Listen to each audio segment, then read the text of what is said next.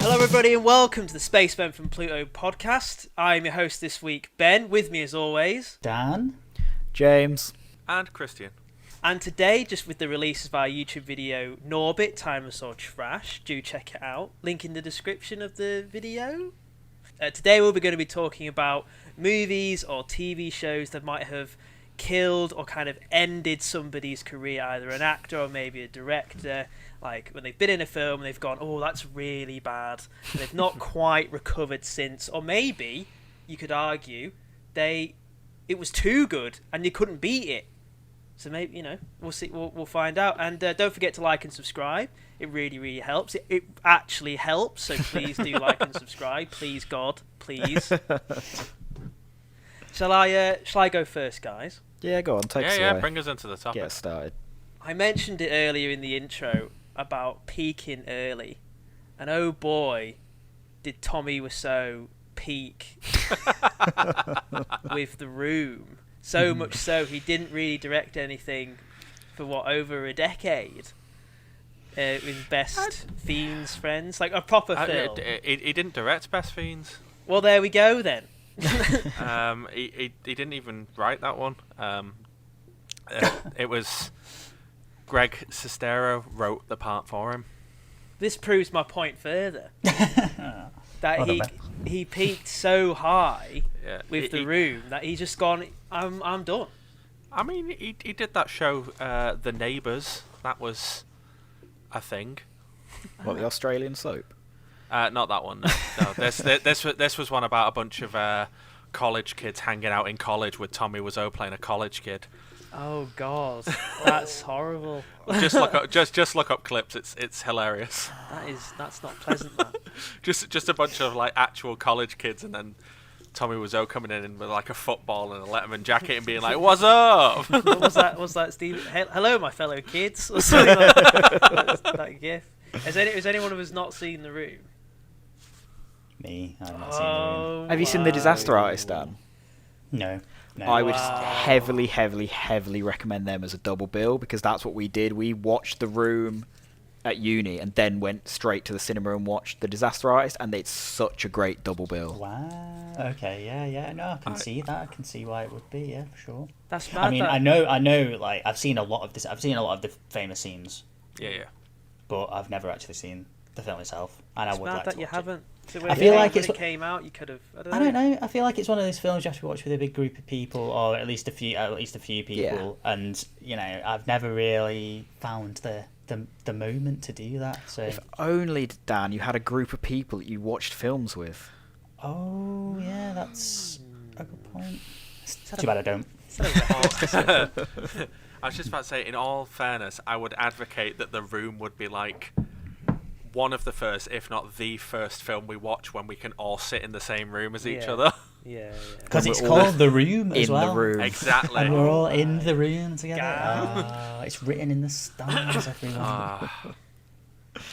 But it's one of those films, Dan, where it really has what is a good movie. I would argue. You could almost write like a dissertation on it. Because it really does like go the full circle of like it's so bad it then becomes good again. I generally would argue a case, because there's a book series called The 1001 Movies You Must See Before You Die. I would argue The Room is a dead cert to go in that book. In talking of like not the film itself, but even its influence. Yeah, I mean, the Room has become like such a sort of massive cult film. I mean, I remember being introduced to it in uni, and I've seen that film many times. I travelled down to Bristol to meet Tommy Wiseau. Oh, have you actually met? Have you actually met him? I have actually met him. I met the man, the myth, the legend. It was pretty hilarious. Walked into the cinema and he stood to one side selling his own merch. He did some press ups on stage when we saw him. My favourite thing about Tommy Wiseau is apparently he was at the premiere for The Disaster Artist, and there's a scene in The Disaster Artist, Dan, where the two main characters are like just having a conversation while they throw an American football. And at the end of the film, James Franco apparently went up to Tommy and was like, "So, are you okay? Like, what do you think of the film? He went, was good, but we used soccer ball, not American football, and then just walked away. That was the only comment he had about the entire film that he just watched. I was never more.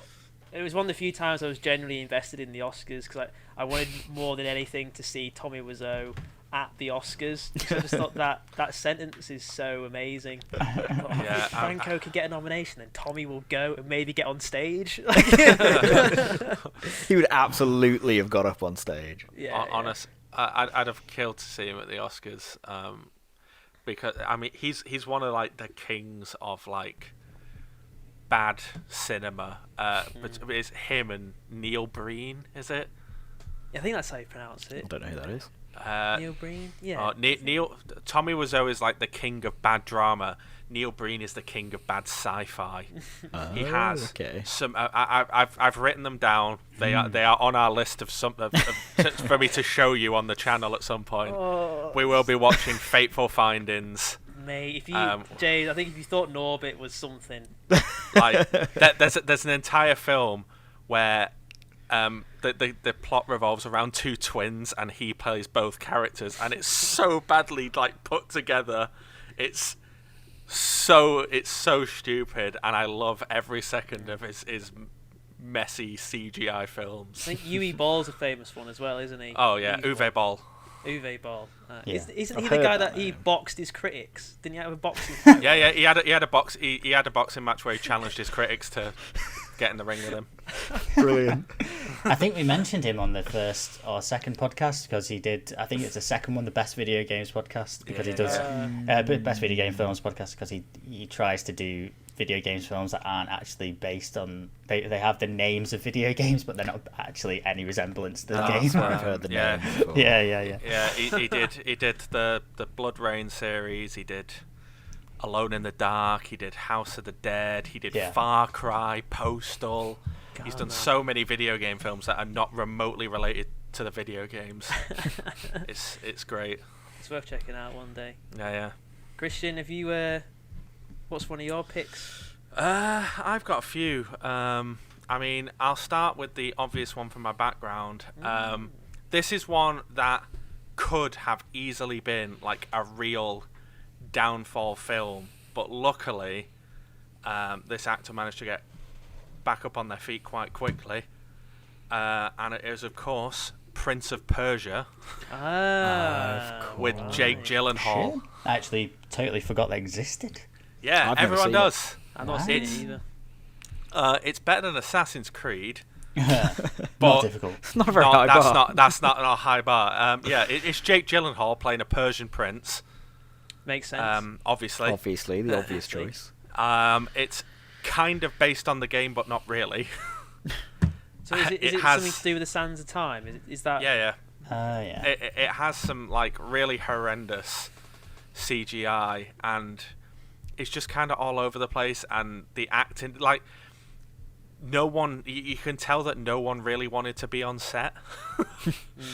It comes across in the way that they sort of act. You know, this was one of them where they were like, yeah, Prince of Persia, I grew up playing those games, I can't wait to read this. Oh no. Is Jake Gyllenhaal good in it? Like, does he put on a good performance?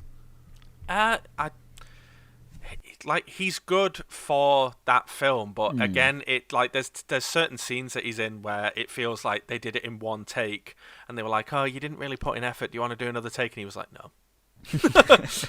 I do like Jake Gyllenhaal. He's a very interesting actor to sort of like follow and like watch what he does, because I feel like he's got a nice mix of. Well, he really does seem to follow that sort of one for me, one for them kind of thing. Like, he'll do his big blockbusters so that he can then just go off and do his own more smaller scale things, which clearly he enjoys more.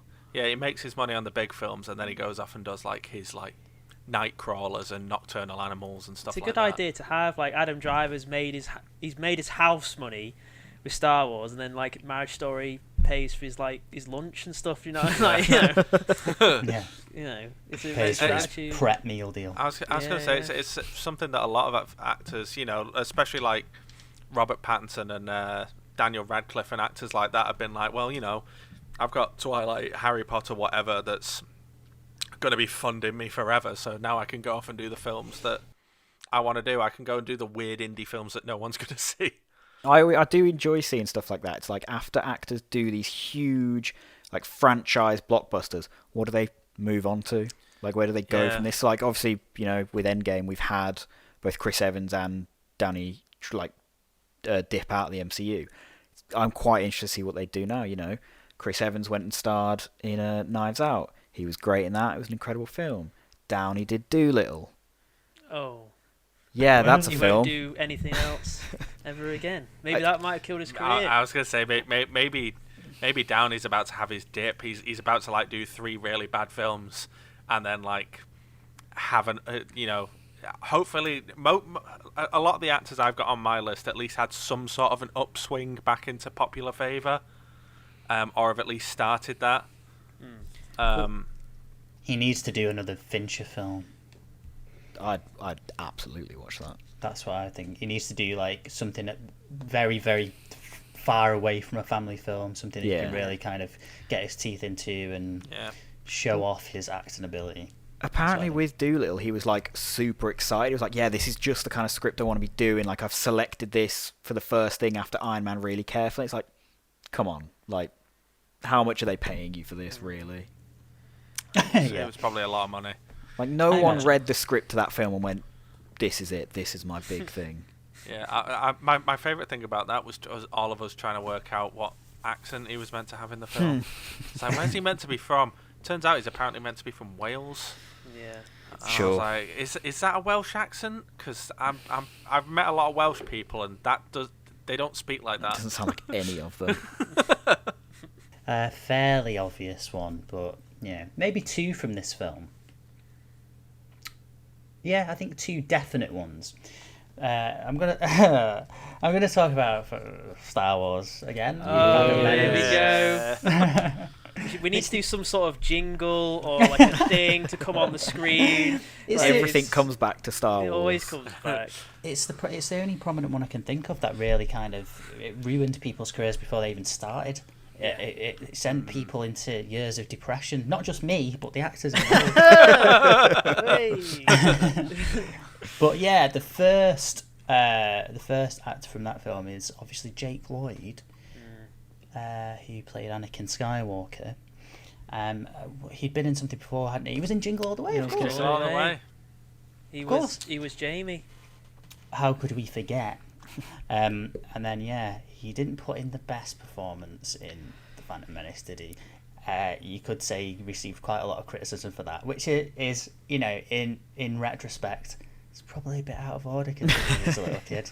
Like a 9-year-old boy. Yeah. But he just wanted to try spinning because it was a neat trick. But apparently the poor guy suffered a lot of abuse at school and bullying and all sorts of stuff, which considering it's just a stupid film about aliens, Space wizards, and space wizards, it's like, get a grip, everyone, Jesus Christ. But that it seems to have completely put him off acting. I don't think he's done anything since. I might be wrong, but anything that he has done has been very, very low-key. I have a feeling I've read something about him wanting to get back into acting. I think he said he was going to do some low-key TV bit acting. Not anything major. He just wanted to sort of get back into acting, but not on the front lines of acting where he's going to get super famous, because he tried that and it didn't work out. To be fair, people weren't a huge fan of Hayden Christensen in the at the time in Star Wars, and then when they announced that he was coming back for Obi-Wan, everyone was like, "Whoa, yeah!" It's like you trashed him for so long, and now that he's coming back, you're like, "Oh yeah, I love him."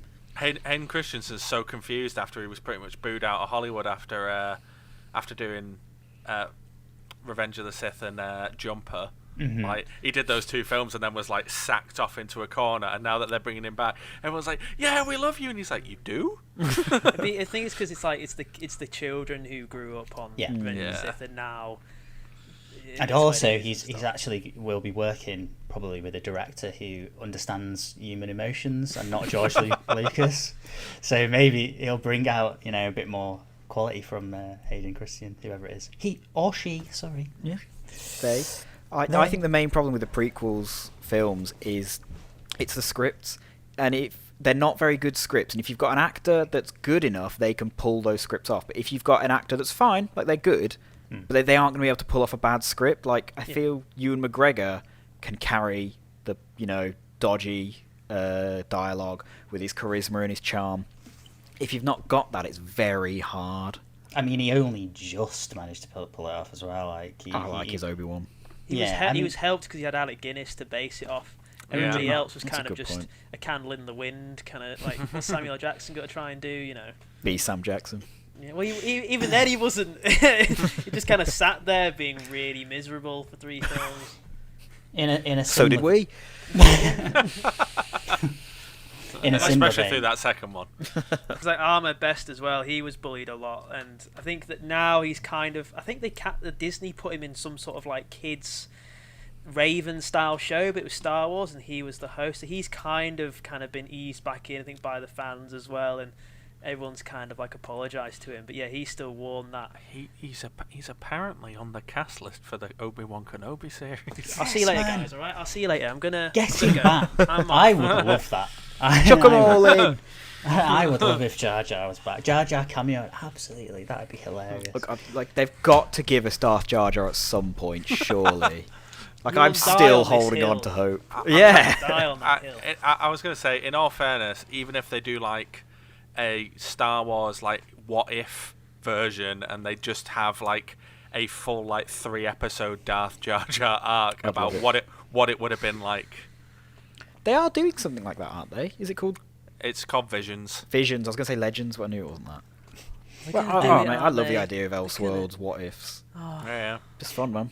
I wanted to mention on a slightly more positive note as well, another actor who this didn't necessarily ruin his career, but it certainly, like, for whatever reason, put him off acting. Or maybe it didn't put him off, but I don't know what the deal is. Maybe you guys know the deal. But I've completely forgotten his name. Oh, and we might have to... Hold on, let me look it up. Hold on. I've completely forgotten it. Right, okay, there it is. So I'm talking about Jack Gleeson.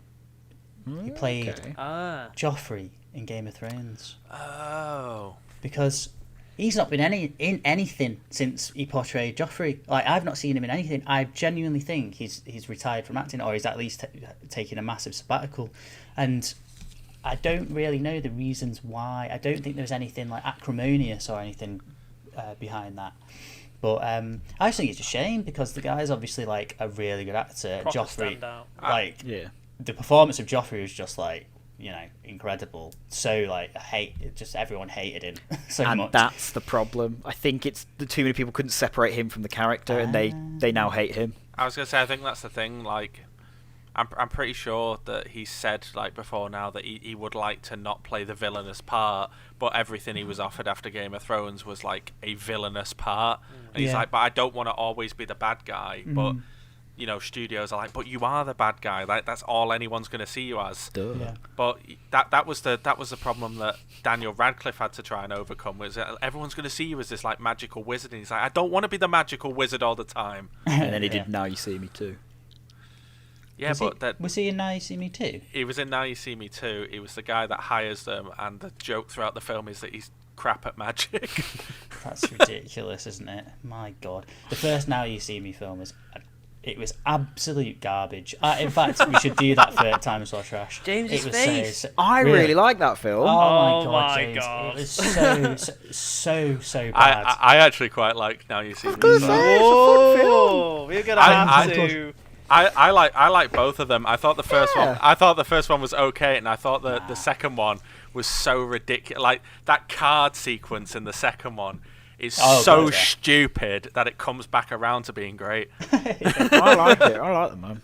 The first one was just like, it was kind of alright, and then it just swiftly became it's Ocean's ridiculous. 11 with magicians. It's great. I don't know if I can. Ocean's is a bit above. Nice TV. I haven't seen Oceans, so just a terrible ending. It was like they just didn't know how to end the film, so they just they just pulled something out of the hat, basically. That was a pun, because pulling something out of the hat is something magicians do. I really want to learn the Jimmy Woo card trick. You just don't you have the card in between your It's fingers? like behind you do that, and you like flick just it, and flick it comes through the fingers. Yeah. I've seen a few tutorials how to do it. I might learn to do it. We'll see. It's one of those where it takes a lot of effort to do, and you probably go, "Hey, look, I've done this effort, I can do it," and I was like, "Cool." Possibly. Not worth it. Speaking like in Game of Thrones, I was talking to Dan about this off camera. I love that Game of Thrones ending because then you have the conversation of, okay, who's not going to recover from this? Which actor won't work after this? Whose peak is this? And who's the David Schwimmer and who's the Jennifer Aniston? Who's going to keep working after Game? Whoa! Now David Schwimmer did Madagascar. No, he was great. I was going to say David Schwimmer's gone on to do directing. Okay, it's who's the Jennifer Aniston and who's the Matthew Perry. Sorry. Whoa, have you not seen 17 again? Yeah, name one other thing. And Scrubs doesn't count because he was only in it for one episode. Yeah. Scrubs doesn't count because he was only in it for one episode, and it was written by the Friends writers, so of course he was in it. Was Courtney Cox in anything after Friends? Yeah, Courtney Cox was in Scrubs. She also did Scrubs as well. Towards the end, those guys were getting paid like $1 million an episode, which back then was even more than it is now. And come on now, like Matthew Perry, you can't blame him. He's got untold riches, and I think he snorted most of it. Oh, okay. Allegedly. Except there was that picture that they released with the reunion, and you could see the lines on the table in the background. Oh, really? Yeah. Oh my god, that's a bit tragic, isn't it? Really. It's so boomer, and I love it. With like comedy, like sitcom shows that run on like that, there's always one actor. It's usually just one actor who completely fades away. You know, you have like two actors that do really well, two actors that do really well, two actors that are middling, and then like one that just completely vanishes. Yeah, I'm curious if Kit Harington and like Emilia Clarke can keep this. Yeah, I mean, role. The thing I was going to say in response to that, your question, Ben, about Game of Thrones, is that like none of them have really like done anything. Not since. Amenlia Clarke's done bits. One has gone beyond Game of Thrones. Pedro Pascal is everywhere. Well, yeah. He won't go away. Was he? Good. Yeah, that's true. That is true. Yeah, Pedro Pascal for sure has kind of broken way beyond Game of Thrones, obviously. But he also dipped out before it got shit. Yeah, I mean, the nature of his character as well. He's in it for one season. He left in glorious fashion. Scene. Yeah, and then he was free to he wasn't typecast. He'd shown off his acting ability, shown off the type of character he could play, and now he's being offered every single role going, basically, including Joel. Any fatherly role he's now being typecast as, thanks to Mandalorian. So maybe Mandalorian will kill him off. I mean, The Last of Us is basically just. Ellie is basically just Baby Yoda, right? It's the same thing. Have fun making that in the thumbnail, Ben. So no wonder he's been picturing it. But yeah, Emilia Clarke. What has she done? Like she's done Terminator. Oh yeah, and she was not very good in Terminator, and she did Last Christmas as well. Who could forget that? She's Absolute in Star classic. Wars. She's in the Solo movie. Oh yeah. Oh yeah, she's in the Han Solo film. She's in a film called Me Before You that I absolutely love. Exactly. So she's just done crap. I think you guys would hate it because I wouldn't be surprised if you told me that Richard Curtis directed it. It's that kind of film. But I just really enjoy it. It's lovely. It was I think my ex-girlfriend at one point was like, "You always pick the films we watch. Can I pick one?" I was like, "Yeah, I've never said that you can't. It's just that I suggest films and you go along with them. If you ever suggest a film, like, we'll go see that." And she went, "Well, I want to see this." I went, "Yeah, cool. Let's go see it." We went to see it, watch it all, the lights come up. She went, "Oh, that was a bit crap." I was like, I loved that film. I think she was a bit annoyed that I'd enjoyed it more than her. I think she only took me to it to try and wind me up. You did say ex-girlfriend after all, so I did. Maybe that was the straw that broke the camel's back. Anyway, Anyway, Ben. Probably just twist that knife down. Jesus Christ. We're obviously going to cut that out. It's fine, she's not watching this. If we're going off the TV show train and stuff, Matthew Fox hasn't quite recovered from the heights of Lost. Jack Shepherd playing I've Jack. not seen him in anything else ever. He was in a film called, what was it called? Like, it was something to do with Vanishing Point. Was that what it was called? I'll look it up. Was he in the background of one of the Bay Transformers films, or am I making that up? He was an extra in World War Z. Like a literal extra in it, but he is in one film and he's really good in it, and we will watch it down the line. He's excellent in Bone Tomahawk. He's awesome in that. Oh yeah, that was him with Kurt Russell. But that's a few. Of course. Not vanishing point. Vantage Tipping point. Tipping point. Yeah, he's vantage point. Yeah, I'm not sure what it was about. I think he was like a bodyguard or some sort of military person, but it didn't progress very much. But I heard one of the main reasons that he hasn't been offered much work is because he's incredibly difficult to work with. He's exceptionally arrogant and has a huge ego, an inflated ego because of Lost, and this is all hearsay, obviously, but that is kind Allegedly. I've read several articles that kind of imply that he's just a bit of a nightmare and a bit of a douchebag. Of course, he was in Speed Racer. Well, there's your film that ruined his career. Yeah, that's got to be the tipping point. That. But no one in Lost, again, kind of similar to Game of Thrones. Evangeline Lilly's done okay. Evangeline Lilly, she's in the yeah. MCU. You don't Boone, get much higher than that He did a Pedro Pascal and got out early.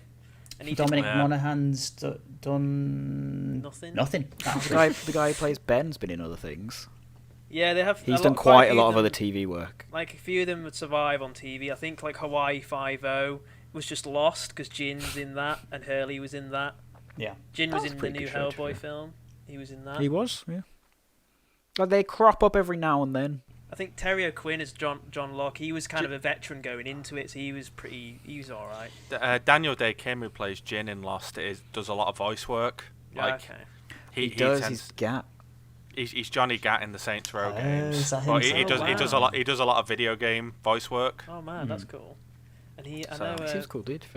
Desmond, the actor of Desmond's in quite a few bits. Brother! A lot of them stay in. A lot of them just stay in television, I think. And Yeah. obviously, what's his face, Charlie. Dominic Lord of the Monaghan, Rings. yes. Dominic Monaghan. Me and one of my friends always joke that Dominic Monaghan really did land on his feet, didn't he? I think he's from Bury, and it's or somewhere near to Bury, and he's cast in Lord of the Rings. He's suddenly in New Zealand for a year. Cast in Lord of the Rings, becomes a really recognisable kind of figure, like a classic character, timeless character in Lord of the Rings. And then shortly after he's cast in Lost, one of the biggest TV shows ever. And then he marries Evangeline Lilly and moves to Hawaii, and it's bloody hell, well done. I didn't know that. Oh, what a guy. For a guy from Bury, then, you've done quite well for yourself. I think they broke up. But, Yeah, they did, oh I think. well. Sad. Oh well. But it's interesting you mentioned Lord of the Rings earlier, James. Quite a few of those guys haven't fully quite hit those heights again, have they? Like especially the Hobbits. Yeah, I was just going to say. The four of them lads. Elijah kind of became almost like a personality, like a Will Wheaton nerd personality. Well, And Sean Astin, Billy Boyd, and Dominic haven't. I think Dominic did a lot of television. He really he does a lot of nature documentaries. I think. Sean Astin did Stranger Things, but for one season. 20 years later. Yeah.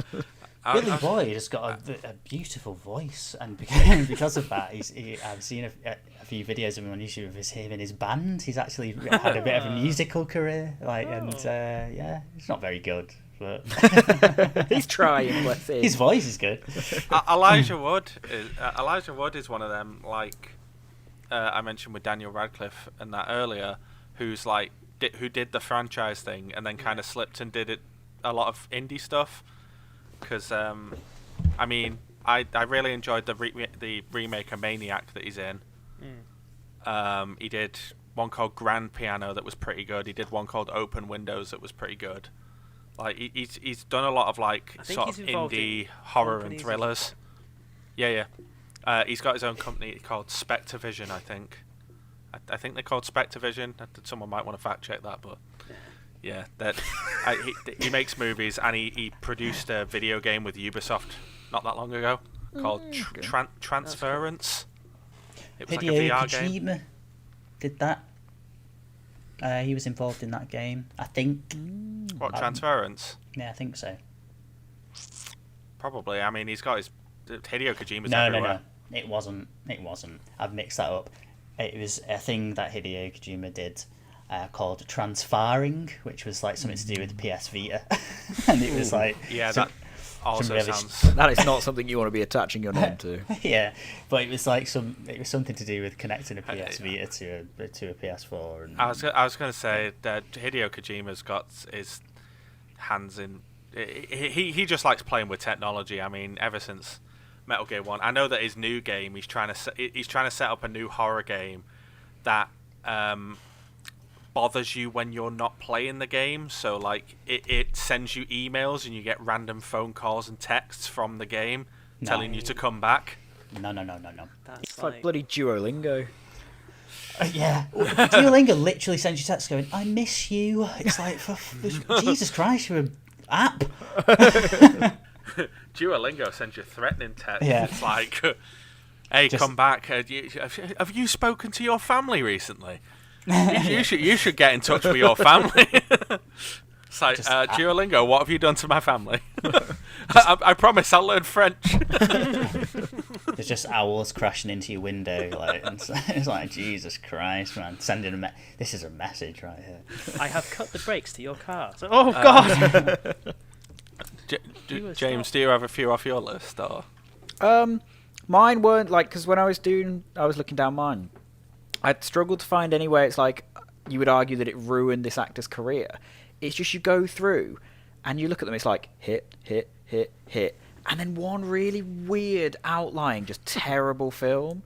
So like Halle Berry did a lot of good films, then just decided to do Catwoman. Yeah. One of the weirdest ones in there is Oscar-winning Sir Anthony Hopkins deciding, yeah, I'll go be in a Michael Bay Transformers film. That was an unusual one. That's really the only one weird. I've not seen. What happened there? He sacked his agent after that. I think he was just doing it for a laugh. I think he gave his agent a pay rise and the truck of money came up to his house for what, a day's work with hanging out with Mark Wahlberg in a mansion. I was going to say he was barely in it, was he? I don't know. Like I said, I've not seen it. I think he's like I don't think he's just in that mansion though. I think he does actually like go around. I'm sure I've seen scenes of him like having to run. Like there's a scene where he's got to run across a courtyard to get into a car, and it's just a bit like it's another one of those ones where it's like Harrison Ford. It's like, oh, it's just a bit sad watching them make this old man run. Yeah. I was going to say I don't actually think I've seen Anthony Hopkins in much. Like did he do that one recently called is it called The Father or something like that? It was like a very Oscar baity one. With Olivia Colman. Is that with Olivia Yeah. Colman?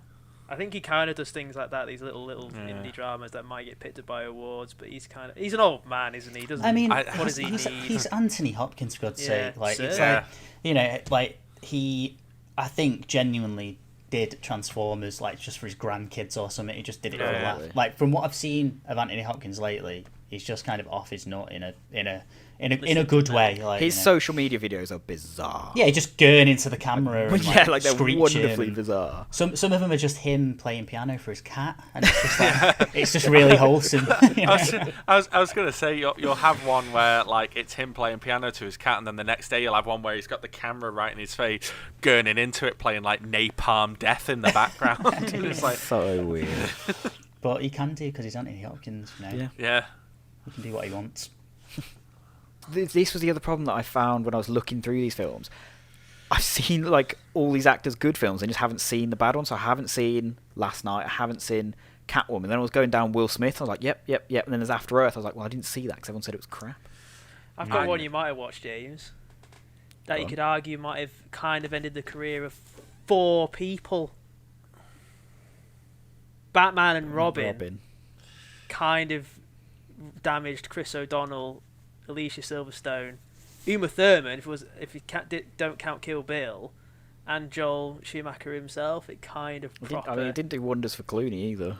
No, he had to kind of claw himself back. 'Cause that was like his breakout from TV movie role, and then it was from ER. You've just been in that ER. I thought you just being Mank then. ER. He was from ER. But he was literally in ER. Yeah. I could be wrong. I don't know if this is just one of those sort of internet myths you hear. But I remember reading at one point that apparently George Clooney keeps a picture of him as Batman either on his desk or on his wall in his office as a consistent reminder to never accept a project just for the money. Wow.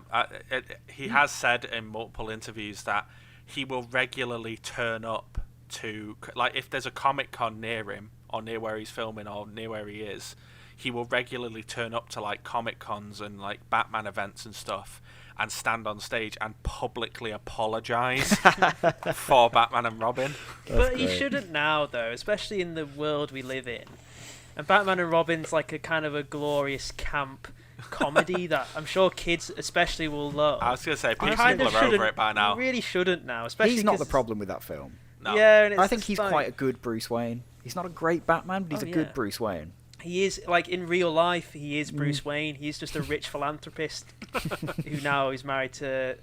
His wife is insane. Like, if you look at her career, she's a proper, like, real life... She's crazy. I don't know the details. I can't fully remember the details, but she's like a proper... Ignore George compared to her. Cody has done a few weird films, though. Like, I didn't see it, but my mum loves George Clooney and she'll lap up anything he watches. I love George. Apparently she and all her friends went to watch The Men Who Stare at Goats, and they all came back and were like, what the hell did you just watch? That's worth the watch. It's good film. It's a funny film. There's jokes in that about Ewan McGregor being a Jedi, because in that film they're called Jedi. These people that can think they can read minds and stuff. John Ronson.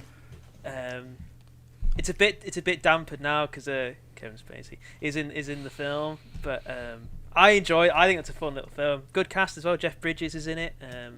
They're all like hippies trying to read minds, aren't they, Dan? I think if I remember correctly. Yeah, it's based on a book that John Ronson wrote when he looked into this kind of a United States government program of sort of psyops and like weird shit, basically.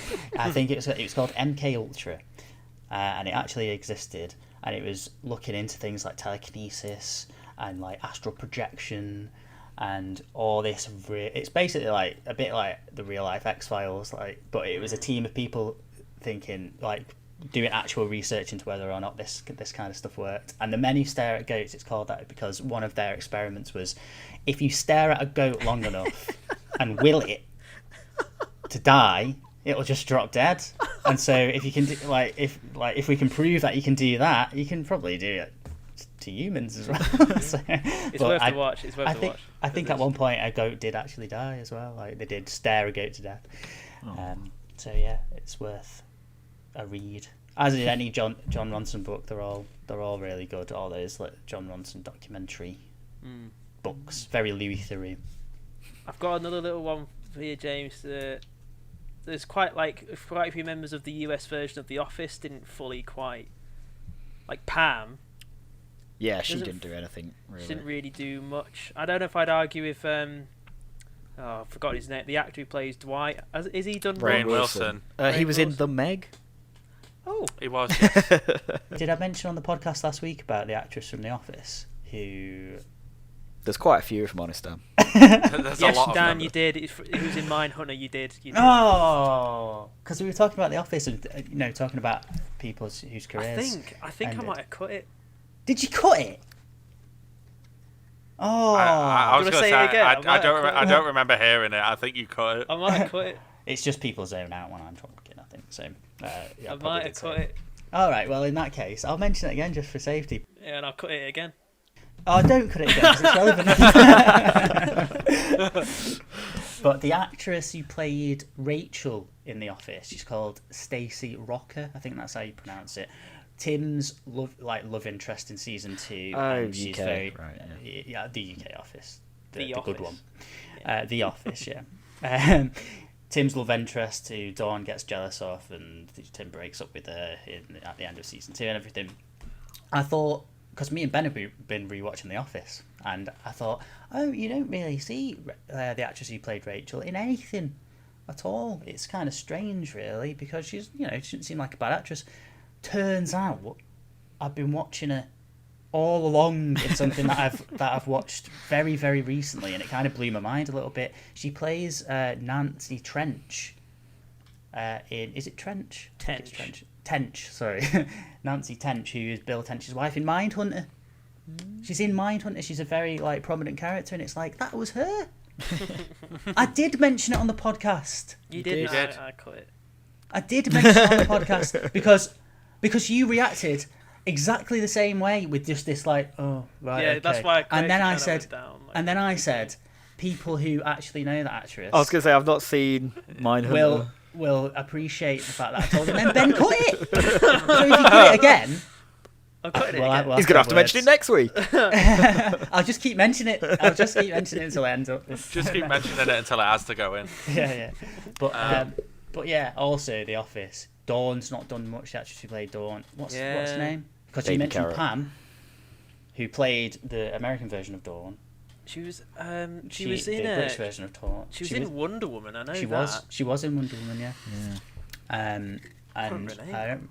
Shaun the Dead was after The Lucy- Office, wasn't it? Lucy. Oh God, she's in Shaun the Dead. Yeah. Yeah. She's called Lucy Davis, I think. It's Jasper Carrot's daughter. Ah. The US Office cast really haven't done much else. Like obviously Steve Carell didn't affect his career. He carried on. John Krasinski's done bits.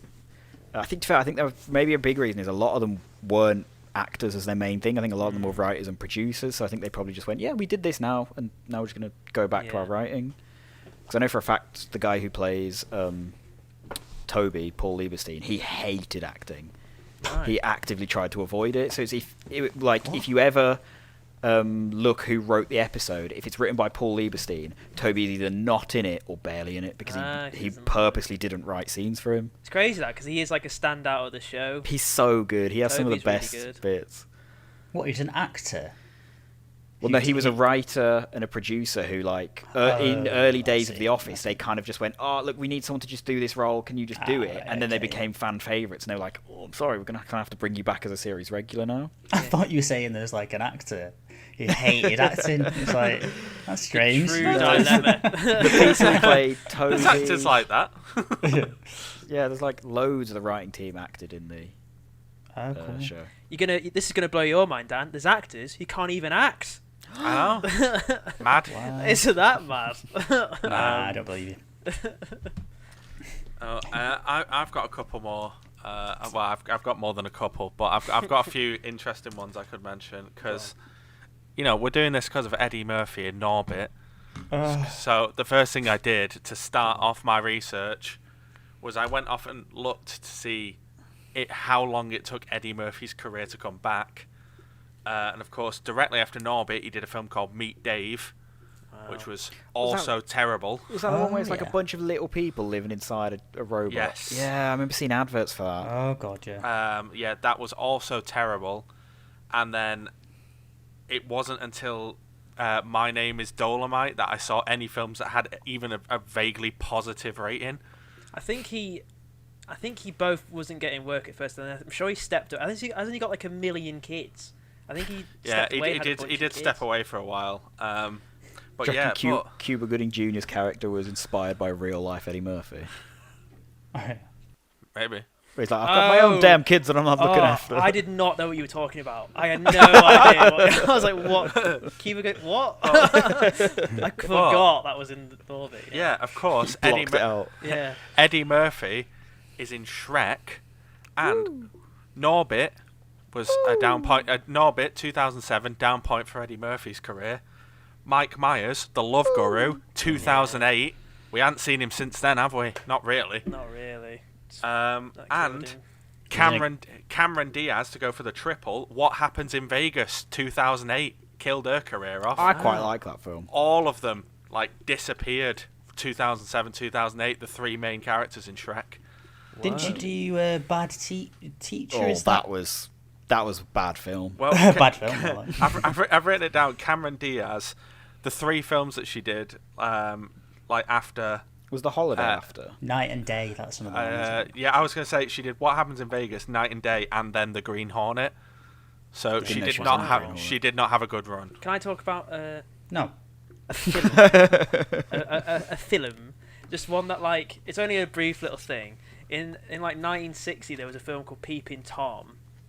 That at the time was about a guy who would go around filming women and then he'd murder them. That doesn't really sound too mental, but at the time when it came out, it was considered like, well, not, you know, do you know what I mean, Dan? It's not like insanely like. It's not like a From sword. what I'm about to say, like at the time, it then got proper lambasted by like the UK press and stuff, and they burnt the director's career. What's his name? Michael Powell, because he directed a film previous called The Red Shoes, which is really, really famous and was a huge influence on Scorsese. I think Scorsese was actually a big reason why Peeping Tom kind of came back into like film circles, because he loved it. And so like that is a film like that was truly like a good film about Peeping Tom. I've seen it. It's good. Oh yeah, of course you like that one, Ben. I have. It's a good film. Okay, it's insinuating. Cut that. And but it's crazy that like it's a film, a kind of I don't want to say progressive, but trying to push the boundaries a bit. And people were a bit more conservative back then. When like the press was like everything, especially back then, they proper burnt his career, and he hasn't really. I don't think he ever like properly worked like since. And it was it's just crazy. Thought I had to bring in a real film. To go off your like real film, I'm gonna bring up another real film that damaged someone's career and I didn't realise. I'm going to talk about Scooby-Doo 2, Monsters Unleashed. For the love of God. That film ruined no one's career. How dare you, sir? I didn't realise this. Freddie Prinze Jr., who of course played Fred in both of those films, was so unhappy with having acted in those films that he stepped away from acting for years and became a writer for WWE. Wow. I think he's good in those films. I think he's a good Fred. I think he's good in those films, but apparently he was so unhappy with having acted in them that he quit acting for like 8 years. Went and wrote scripts, but like wrote for the WWE while he was doing that. And I think he moved a bit to voice acting as well, because I know he was in Rebels, and I think I can't think of any off the top of my head, but I think if you look down his IMDb, he's done a few sort of like superhero animated stuff as well. Yeah, he's come back to acting, but he's mainly stuck to like voice acting and like TV acting. He's a really good Kanan Jarrus, though. Yeah. You could argue. Sorry. You could argue. Brilliant. Go on, Ben. Well, mine was relevant. I was going to talk about Sarah Michelle Gellar, but it's fine. Well, I heard.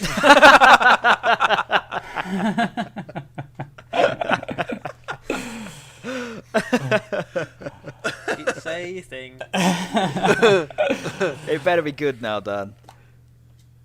Well, I heard that Scooby-Doo is a real diva on set. Oh my God, that was not worth anything.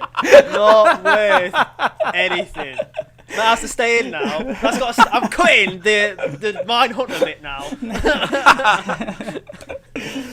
That would have worked if it wasn't for Ben. It's funny you mentioned Freddie Prinze Jr., Christian, because you could argue as though that potentially Sarah Michelle Gellar didn't quite hit the heights after Buffy, the Vampire Slayer. I mean, she did Scooby-Doo after Buffy, so yes. Oh, hit the heights after Scooby-Doo too. Yeah, but you've already hit the highest of highs, so like you can't go anywhere from there. Got to bow out. What do you think, Christian? Do you think she Wow. hasn't quite? Yeah, I mean the stuff that she's one of. I think it's happened to a lot of the like Buffy. I think it's happened to a lot of like the Buffy actors, and it happened with Firefly with Alan Tudyk. Alan Tudyk did Firefly, and then for years, just did like convention circuits, and it's only recently that he started to come back doing his voice work. He did an entire TV show that's actually really good called Con Man. Mate, it's mint. It's so good. I watched that. That's literally about his life experience of having played the ship captain on. Have you actually watched it? Yeah. You're the first person in my life that has also watched that show. Come on, Nathan Fillion's in it. It's great. Yeah. I think Alan Tudyk's. I think Alan Tudyk's great, and I'm glad to see that he started to get more roles. I mean, I've started watching his newest TV show, which I think is based on it's like a Dark Horse comic, I think, or one of those called Resident Alien. Yeah. Right. And that's pretty good. He's pretty funny in that. He plays like an alien who has inadvertently ended up crash landing on Earth and killed a doctor and now has to pretend to be the town doctor when he knows nothing about humanity. And it's got his sort of typical sort of, he's putting on a weird voice and acting strange, and it's nice to see him get to sort of be on screen again, because one of his biggest roles recently on his IMDb is he played the chicken in Moana. Yeah, man. Right. What a crucial role. So he voiced the droid in Rogue One as well, didn't he? yeah, he was K2SO. I'd say he's the highlight of that film. Yeah. It's not saying much though, is it? I thought you liked Rogue One, Ben. Alright. I watched Rogue One when I read the sentence in the crawl for episode 4. Yeah, good point. Yeah. I still think Rogue One was my favourite of the new Star Wars films, and that's saying something. It's not saying much though, is it? What was that film that Alan Tudyk was in, where he was in denial about being a pirate? Dodgeball. Steve the Pirate. And he's in Knight's Tale, the greatest film ever made. Dodgeball. There we go. I was going to say he crops up now and again, but like a lot of the Buffy characters and like Firefly characters just ended up living on the convention circuit, being like, yes, I was in this show once. Linda Blair from The Exorcist never quite recovered either. The possession really did a number on her, didn't it? It really did mess her up. She didn't quite recover from that possession. That kind of, I think, messed her up a little bit. She had some back problems, I heard. Oh, well, okay. That happens. Yeah, that happens when you crawl down the stairs. But that happens when you rotate your head 360 degrees. It tends to give you some form of spinal issue. Yeah. Usually a broken one, but... Not funny, this, is it? It's not funny. No. We've taken... Trying to cut out a real film. You've got to take a risk. You started a bit. I tried to go along with it. And you take a risk. If it works, it works. Ben's face, clearly, he just wasn't having it. I've not seen the film, so I couldn't chime in. Just trying, Will Smith hasn't done a film that's rated fresh, according to Rotten Tomatoes, for several years now. Is Aladdin not fresh? I don't think it is. Was what not fresh? Aladdin. No. I think Aladdin was middling. It doesn't mean it's a bad film. I really like that film. Like Bright wasn't much, was it? The critics don't like it. Yeah.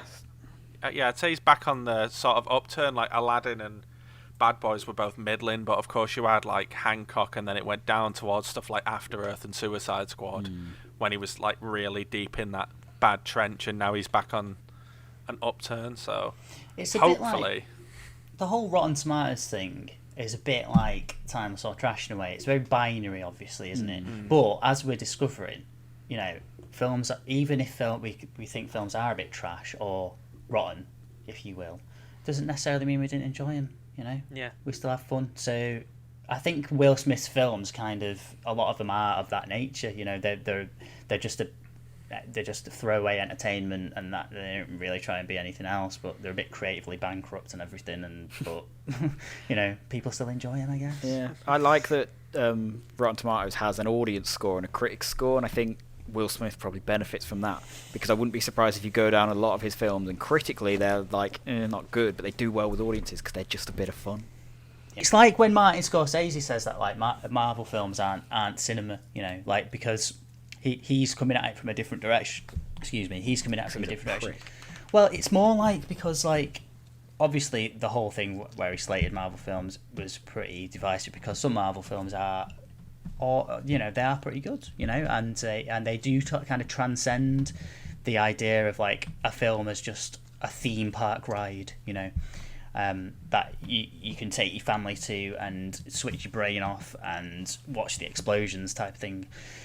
But I understand his point, because there are films like The Lion King, arguably like Aladdin, or especially those Disney remakes, basically, which are just cash-ins that people like. They're not cinema in the same way like a quality piece of cinema is. They're pieces of entertainment that you kind of point your face at for 2 hours, and if they kind of distract you, they fulfilled the purpose, and that's why the audience gives them good scores, because they're not in it for the same thing, and it's almost like two different mediums, like you've got like real cinema and something else. I was interested in that topic when Martin Scorsese brought it up, but I kind of couldn't really give him a a grain of salt to his point, because then he kind of ended it all with going, "I've not really seen any of them." Yeah, like, exactly. well, That's what I really can't- wound me up about it. Yeah, I was yeah. like, it's for such a strong opinion.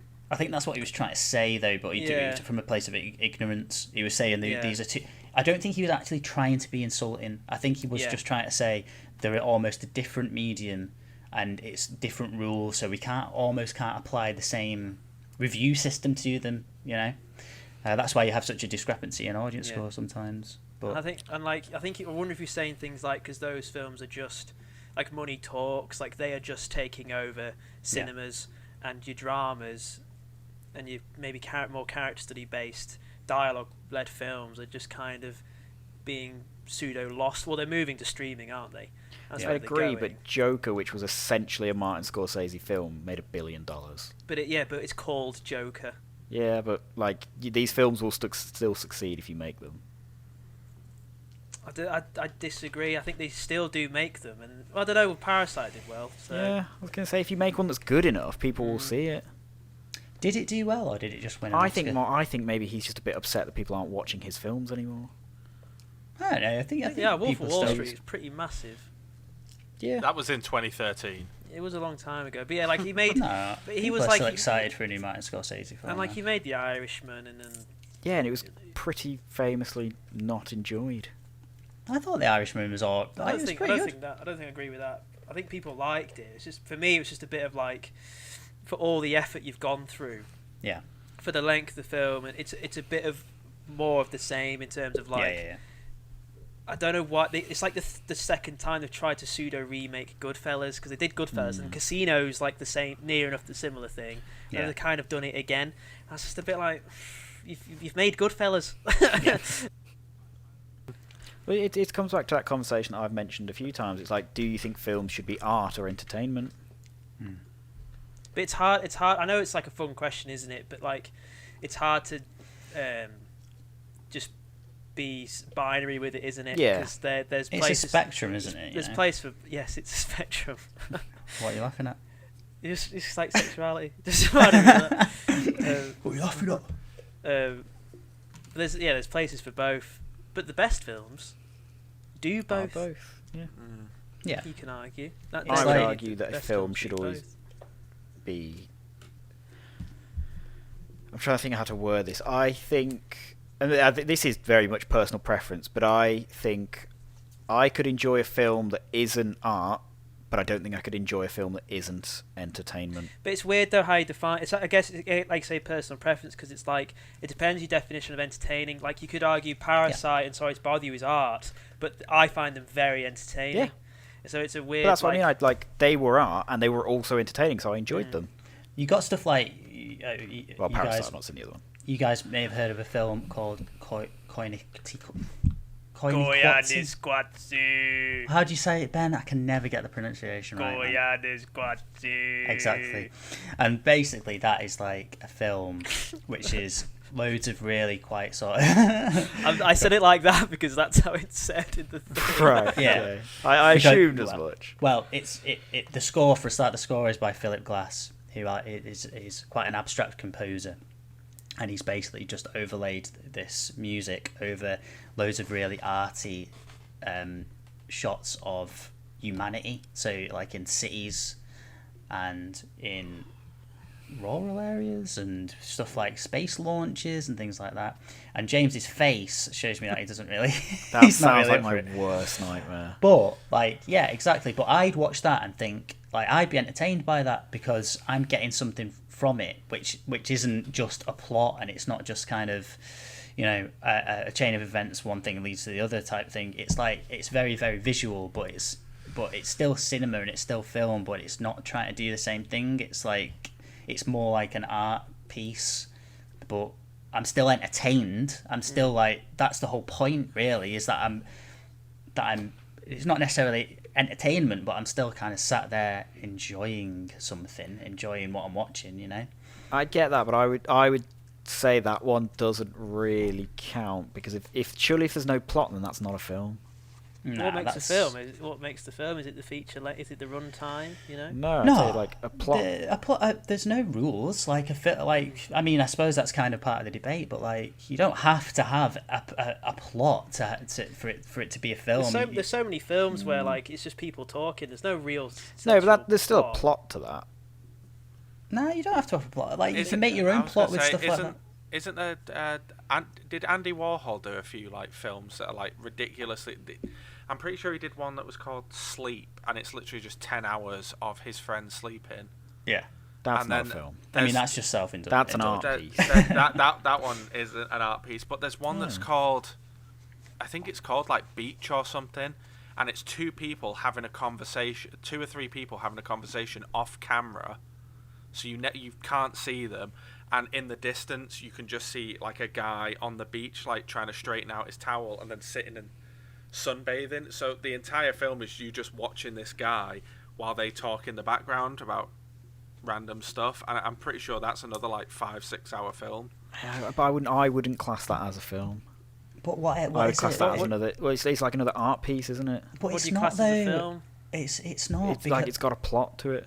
No, but I would say without a plot, then it's just like an art exhibition type thing. Like it's performance art. I'm not sure I agree. I understand what you're saying, but like but something like Koyanis Quartzi. Koyanis Quartzi. Christ. I just sound pretentious because I can't even pronounce the name of the film. But like You've got a poster of it in your wall and everything as well. Yeah. So, but something like that is a film. And yeah, it's like trying to be a bit more abstract, and and there's no plot, but it's still like a film with maybe it has to have a message or some kind of point, rather than a plot. I was gonna say like if you can discern like a message from it, or it seems to have a point, then I'd say that it counts as a film, because of course like silent cinema was a huge thing for a long time, and not all silent cinema had like word cards on it, so you just had to kind of pick out from the but they still had stories. Like some of them had story, but some of them are just very that like early film was literally just people filming events silently.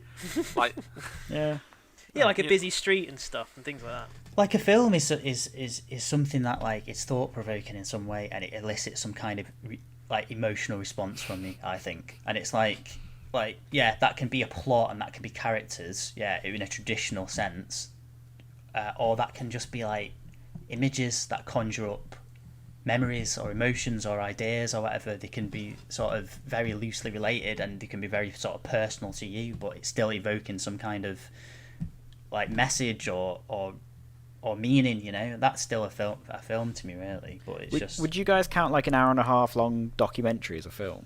Yeah, of course I would. Yeah, it's a type. That's a genre. See, I wouldn't. I'd say that's a documentary. But it's a documentary film. It's a film. I wouldn't count that as a film. It absolutely is. It's just but documentaries have plots. Documentaries have structures and characters. Yeah, but that's non-fiction.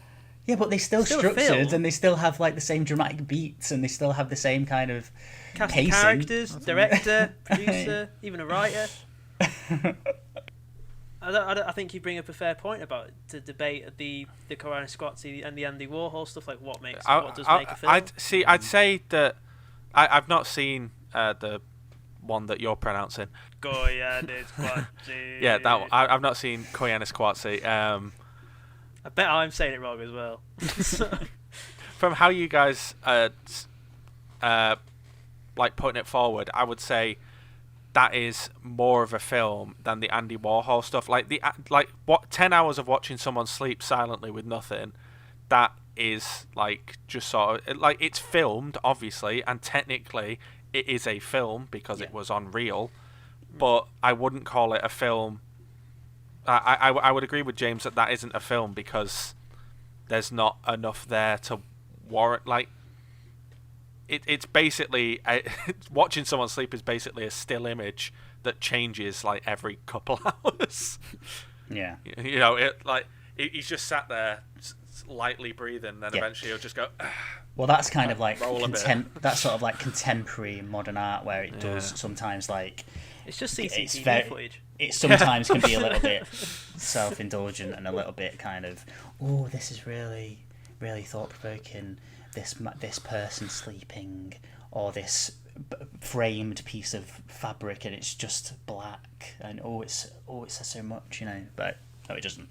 Because those Andy Warhol films are counted as films, I feel really sorry for the team of BBFC guys who had to watch them films so that they could put an age rating on them.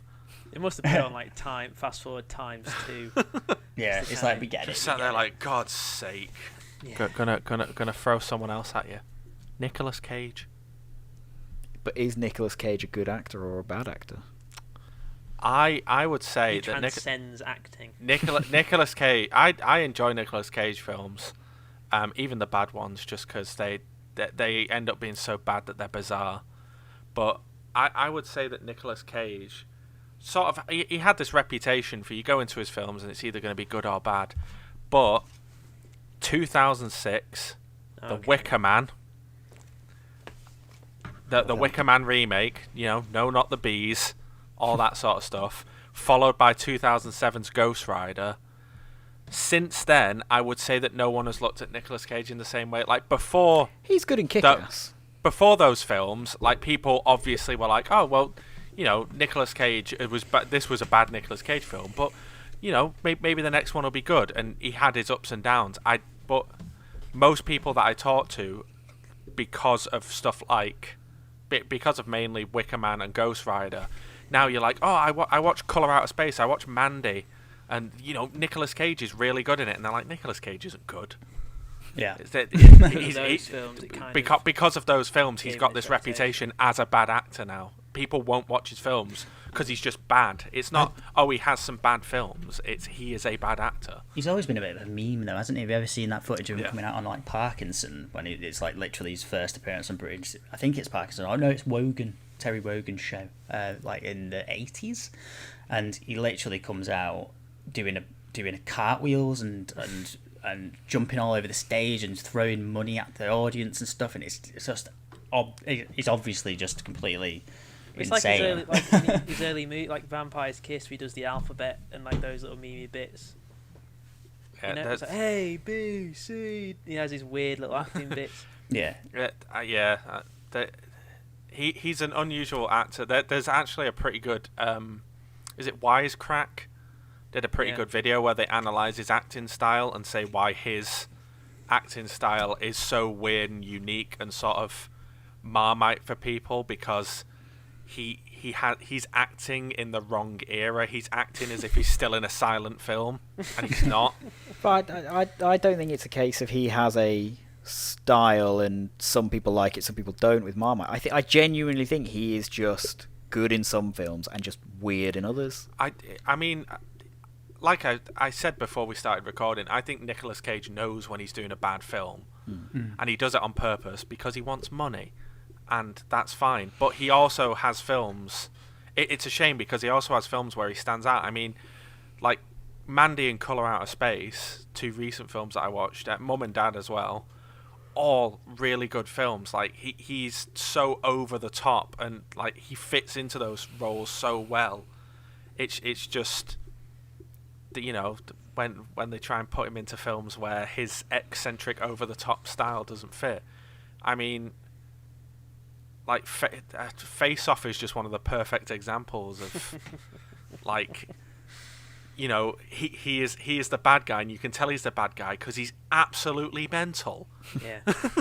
When he goes up to the choir singers in the beginning, like that's quite a popular meme scene.